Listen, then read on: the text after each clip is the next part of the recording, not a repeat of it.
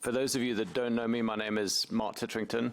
I'm the co-founder and these days a member of the Advisory Council of the Forum for the Future of Agriculture, and a real great pleasure to be in the seat for moderating this morning's session. This is starting to become something of an annual fixture for the forum. We started it last year. Unfortunately, I wasn't able to join yesterday, but I've been very much looking forward to ending my week on a high with this session this morning. And we've got some great panelists and speakers lined up to help frame what I think is an incredibly important discussion right now in the context of how do we reconcile our environmental challenges, our sustainability challenges, with the goals of productivity and competitiveness, and maintaining our focus on both of those and reconciling them, I think is going to be a challenge for all of us that care certainly where the agri-food system is going over the next 10 to 20 years and beyond.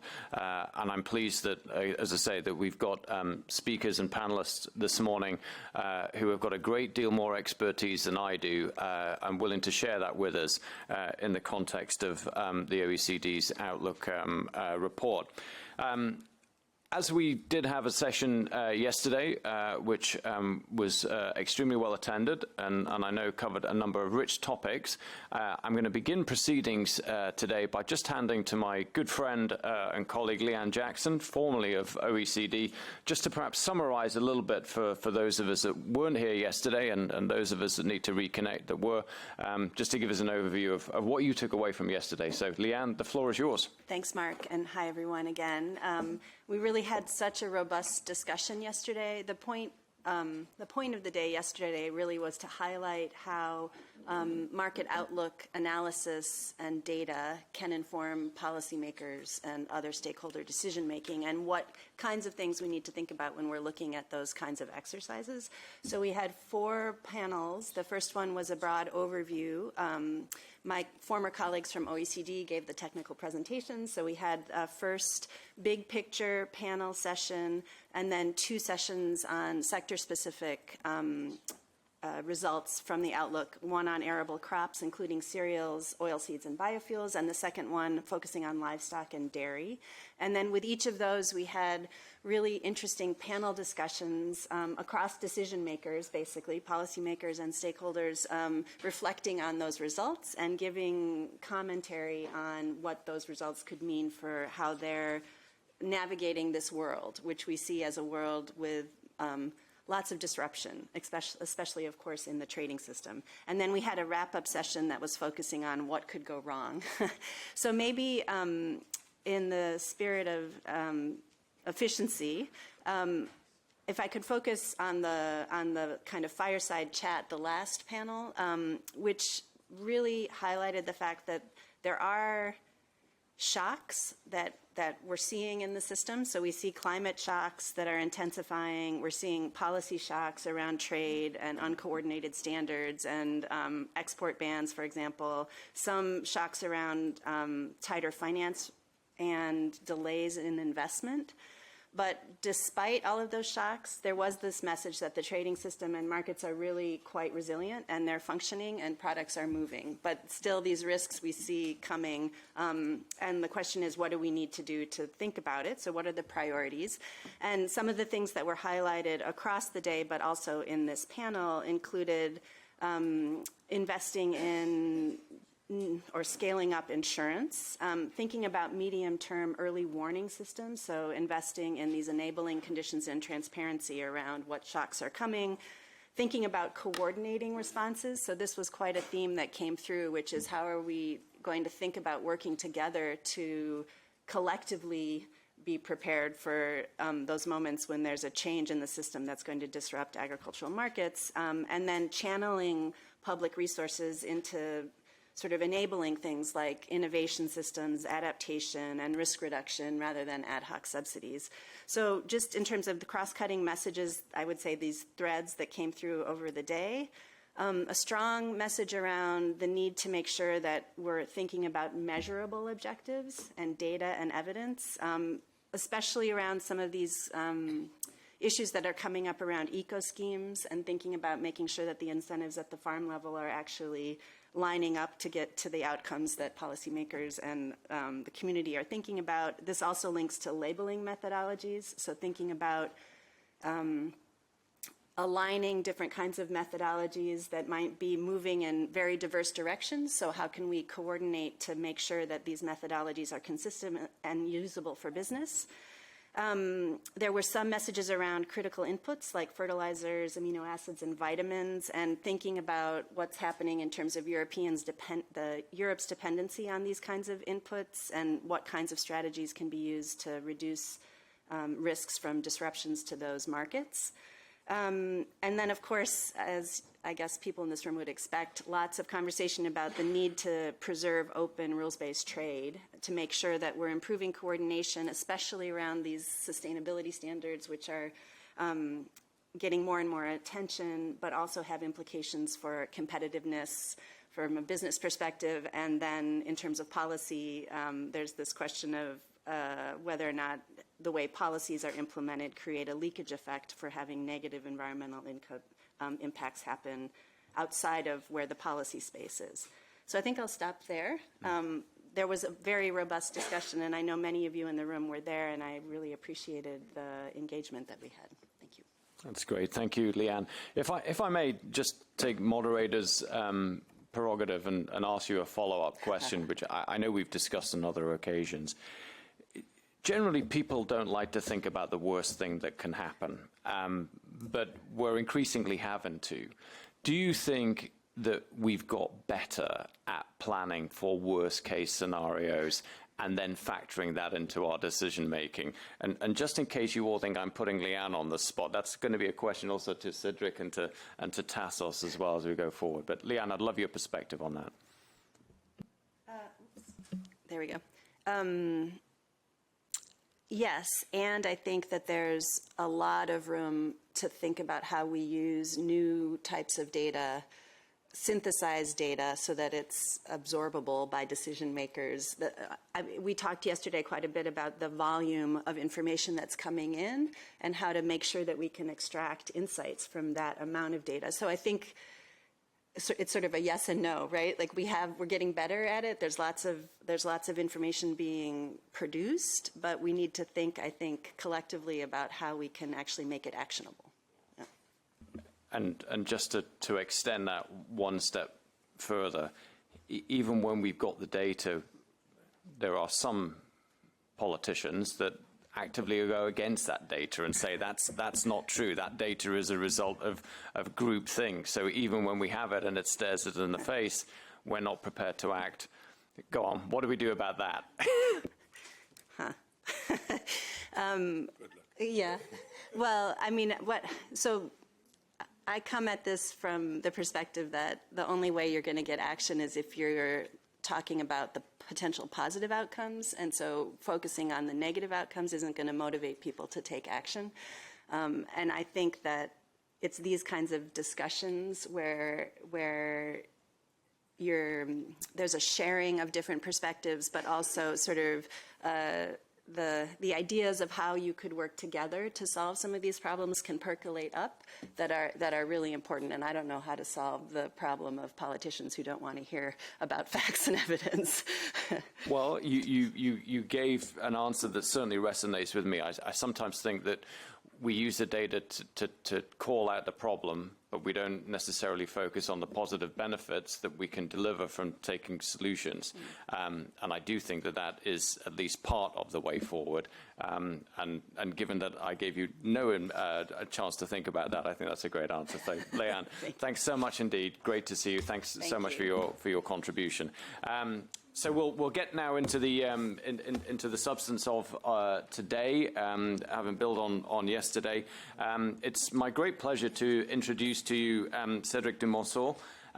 Cedric and I were just talking. This is a man that combines a number of unique expertise and capabilities, I would say. He's worked in the public sector, he's worked in business, he's worked on this side of the Atlantic, he's worked on the other side of the Atlantic, somebody that really has a true global perspective. And I'm sure he's going to share with us from that, in his capacity of member of the Committee of the Regions, which of course is hosting us today, some of his perspectives on what we've just heard and indeed others. So Cedric, a great pleasure to have you here with us. Thanks so much indeed for taking the time. The floor is yours. You push. Wait.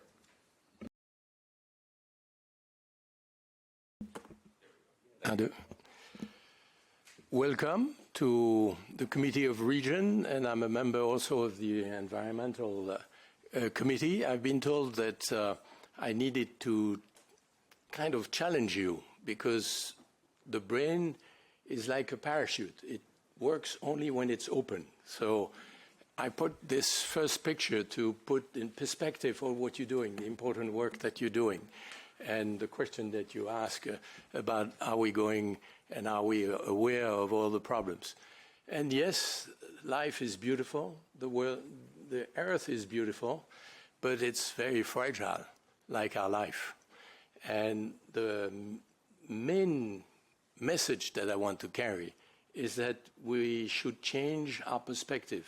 Human has been always at the heart and of religions, of politics, but it's not human that are important because human may disappear.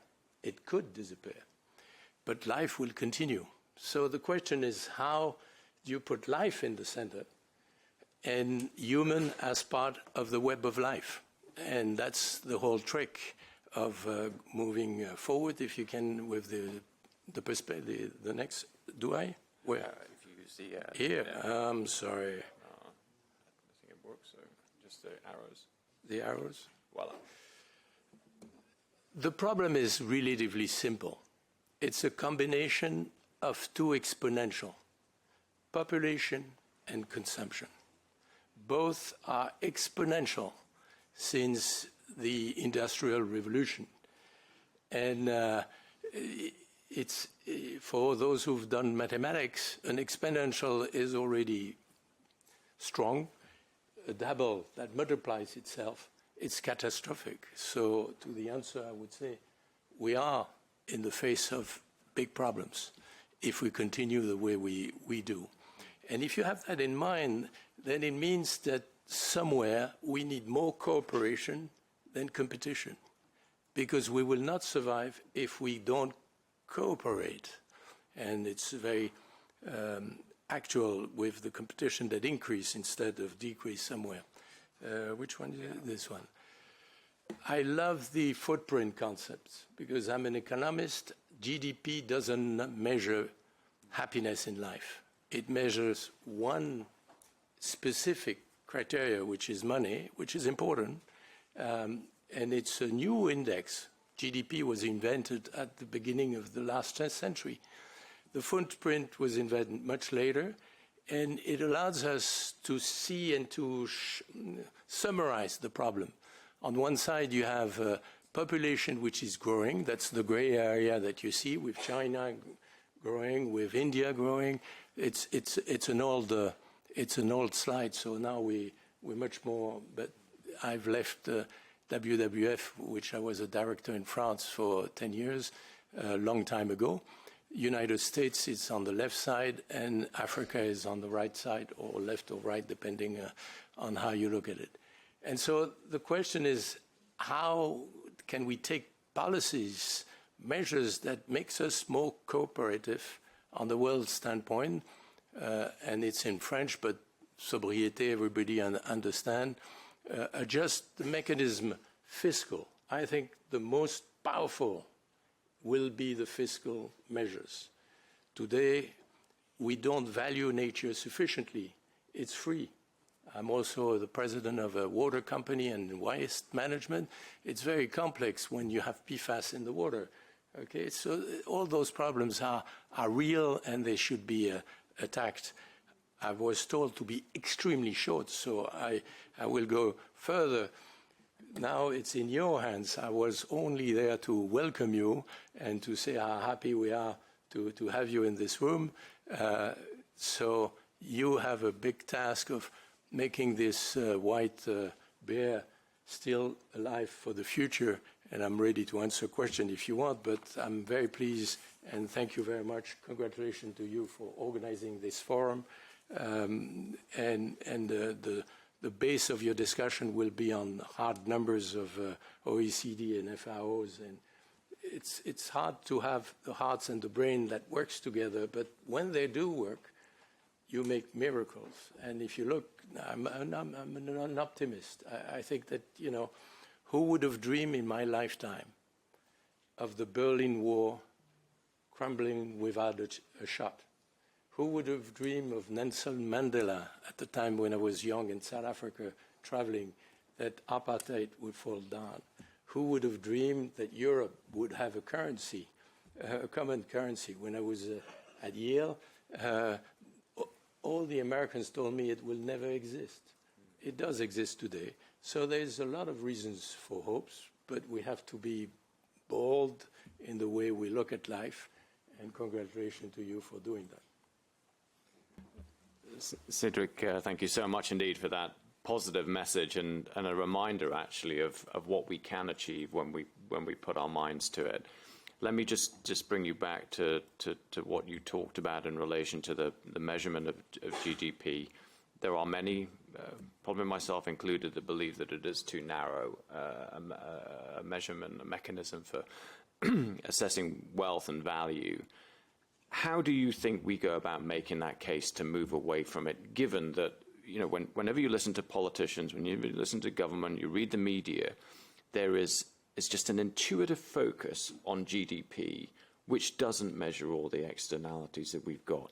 So, you know, it's not like the fall of the Berlin Wall or freeing Nelson Mandela, but it is as totemic as that in terms of how we move forward. How do we get people to engage in moving to a new mechanism of evaluation?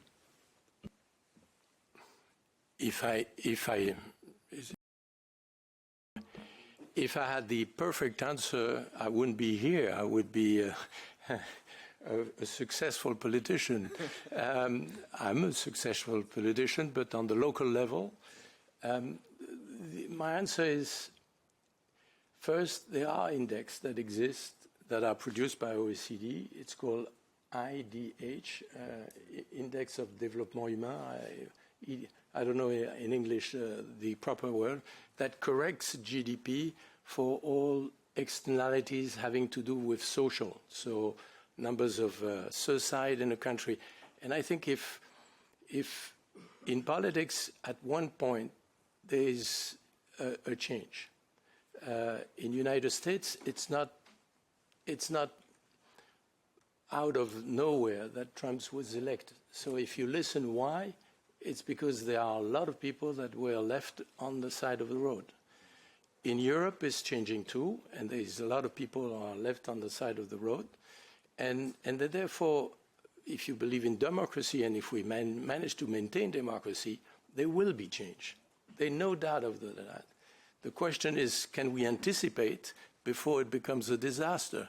But if everything goes bad, it will be a war, and we are close to it.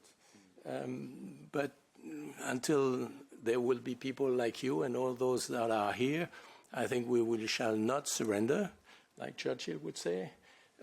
We will fight for a positive outcome, and people are ready for that change. But politicians are hostage of a very complex system. And 2 seconds, French Revolution, there was only 3 levels of politics: commune, the city, the département, province, and the nation. Today, we have 7 levels to become to Europe. Okay, we still have the 3.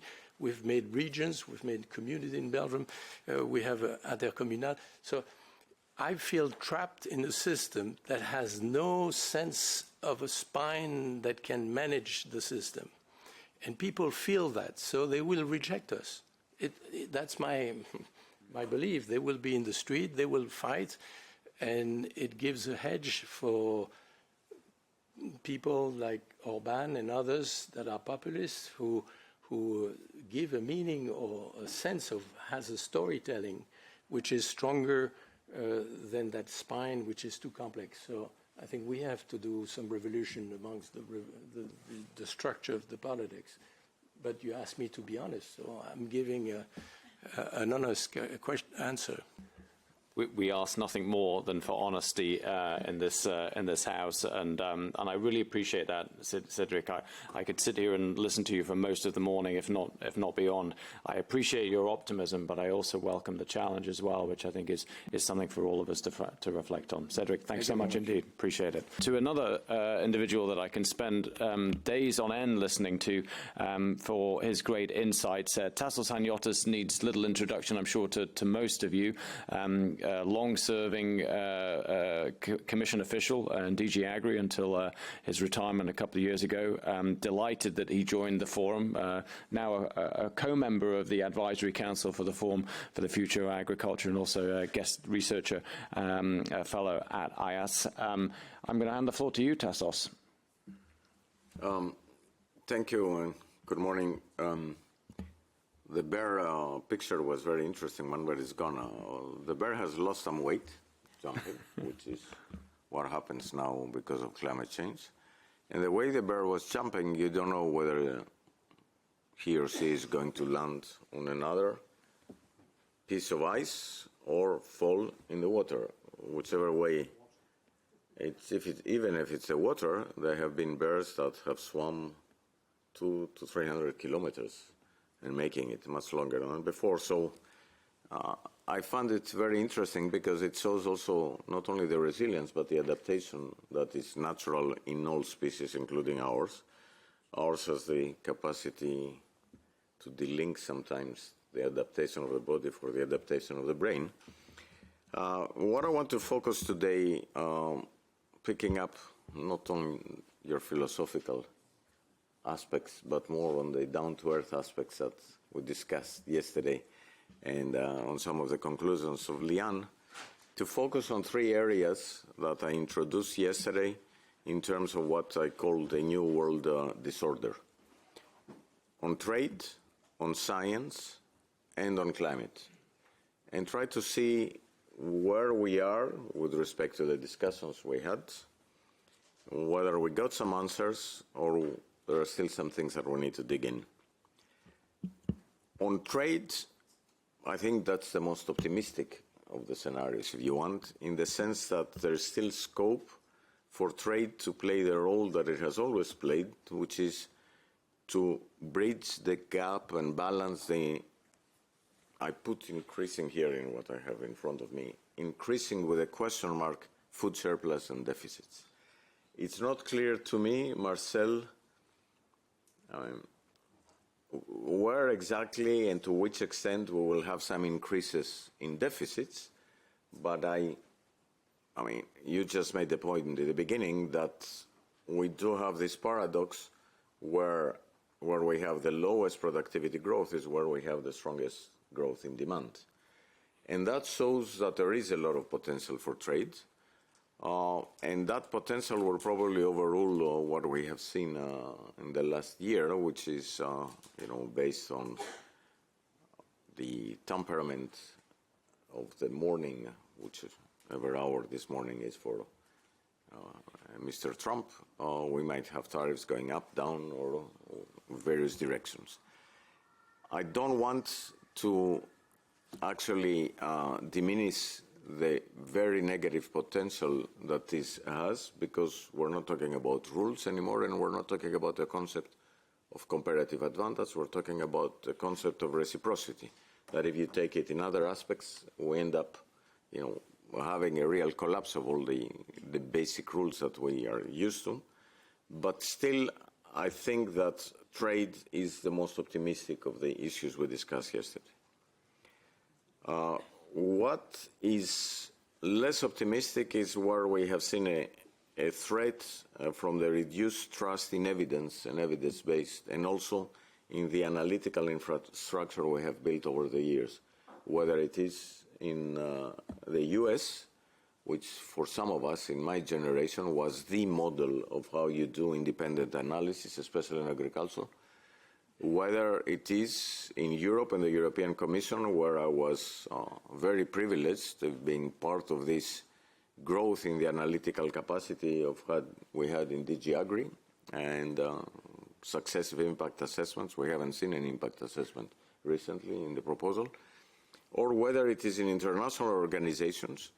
The problem we're having with evidence-based is not only that there is less focus on using it in the public domain, but there is an open dispute on basic issues, from vaccines to whether we landed on the moon, and more seriously, to what is the impact of climate change in agriculture.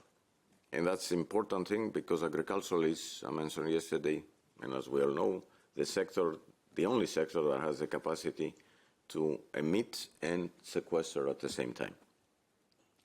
And here I come at the third point that I raised, which for me is very crucial for the climate action debate. It's still unclear whether the graph I presented and the question I put is a valid one or not. Do we have a reversal in the very, very long downward trend in real agricultural prices? We have seen a reversal in the first 20 years of this century. We've never seen anything like that since the late 19th century. But is this going to continue or not? I looked at what John sent me yesterday about the composition of this food index of the World Bank. And it's 25% it's oils and meals, 25% raw materials, cereals is 18%, beverages 13%, and other food 19%. And you have very, very different shifts in prices there. And we need to dig a little bit deeper to see whether there are some of these elements that actually push prices upwards more than others. One thing is clear in my mind, and still reminds me of what I always thought was an extremely arrogant intervention by the then Vice President of the Commission, Timmermans, in the Committee of Agriculture, where he said something that is correct factually, but you don't say it like that. When he was discussing about the negative externalities of agriculture, he said, and I've always said that food is cheap, and we have to make it more expensive to internalize externalities. Well, food became much more expensive, and we haven't internalized anything. And that's exactly where we have to look into a different way of addressing this issue. And my view has always been that the way to reduce the cost of food is actually by increasing sustainable productivity. That is, increasing the production side while at the same time reducing the footprint. And the point I keep raising is, being involved in a couple and also following some other research projects, there is plenty of evidence out there that we can do it throughout the full spectrum of practices, from organic and agroecology all the way to precision farming. There are concrete examples that indicate that you can actually shift the supply curve to the right, to put it as an economist, without penalizing the environment. The thing is that we haven't found ways of linking that reality to the policy design we have. And this is where I think the role of the path that food prices are going to take is very important, because we cannot ask the average citizen to contribute more on food and more on energy, on the basic needs, to address climate change and expect that there isn't going to be a reaction. We have to be able to show that we can do things that will not have a negative impact on their income. And I think we've seen in many elections that ignoring this reality has led to real political disasters in terms of granting populists a free space to do whatever they want. So that's what I had from yesterday. If you want the optimistic part, because it's Friday, for me the optimistic part is coming out from what I see in soil management practices. And I'm not a soil scientist. I'm a pure economist by training.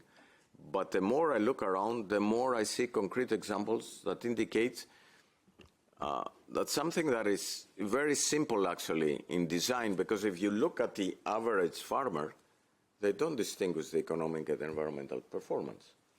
They purchase fertilizer, which is an economic cost, to create some economic output. They put a physical input in the soil, and depending on how they put it, and whether it's too much, too little, or the right amount, will determine to a very large extent not only the economic, but also the environmental outcome of what we're doing. And what they do jointly as farmers, at the political level, we still resist of doing it in terms of the design of our measures. So that's where I stop.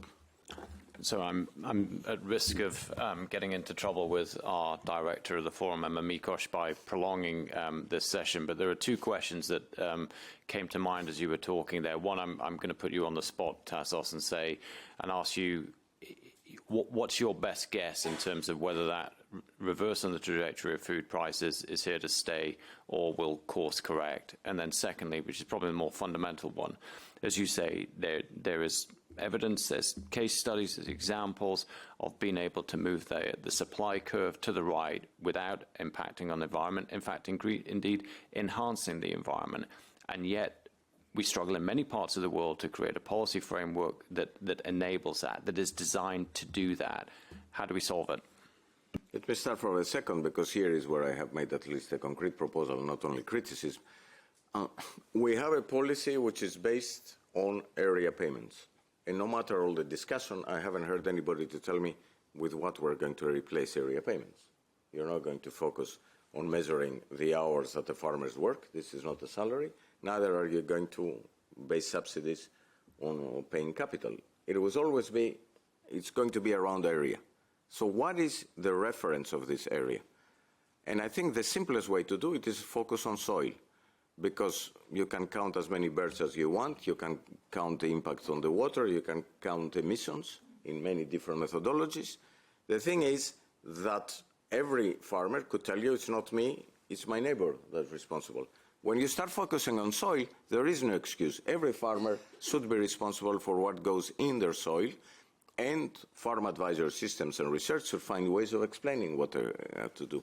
So why in the world don't we use all the information that is out there to generate payments that redistribute the current level of support, breaking the first and second pillar distinction, which is irrelevant. I know why we introduced it in the past, but today it's irrelevant.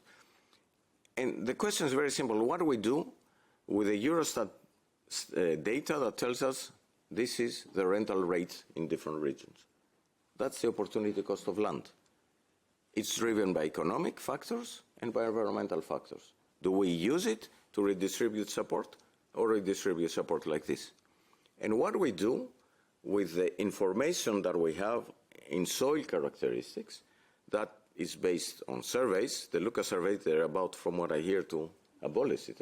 Instead of using it for policy, what we do, all the private initiatives that generate data that tells us what practices are doing, what we do with remote sensing, one of the most advanced applications in Europe in terms of competitiveness that we didn't even dare to put in the Draghi report that agriculture is a competitive sector here, there, and somewhere else. So I think there is an opportunity to do it, and to do it on the basis of the current proposal with minor changes. On your first question, I don't know. What I fear is that we might have a reversal of this upward trend and go to the longer-term trend, but with a productivity growth that would be based too much on a neglect of human needs, with an abuse, if you want, of artificial intelligence, and with an increase in the income disparity gaps. And that requires a completely different debate and completely different interventions than what we have now. In agriculture, I think we do have the capacity to increase productivity in a manner that's sustainable, but agriculture is part of the bigger economy, and it's a small part, and it's the other part that scares me. Well, Tassos, Cedric, thank you again. We've had honest reflection, we've had some challenge, and we've had some possible solutions put onto the table, which I think will stimulate our discussion for the rest of the morning. In the interest of the time, and with respect to the speakers and panelists to follow, let me thank Cedric and Tassos again. Let's give them a round of applause. Thank you.